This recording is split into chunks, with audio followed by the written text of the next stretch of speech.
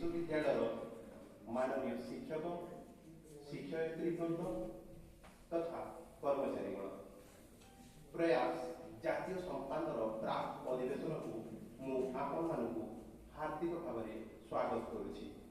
आपण माने जानिथिबे जे वर्तमान युग हेउछि ज्ञान विस्फोरणर युग।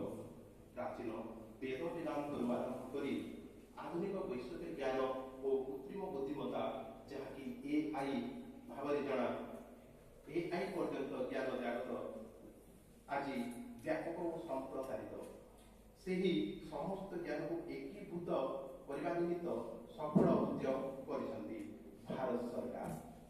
जातीय शिक्षा नीति 2020 मध्य भारतीय ज्ञान पद्धति आरंभ करी वैषयिक शिक्षा प्रणाली पर्यंत समस्त विषय एकीकृत एवं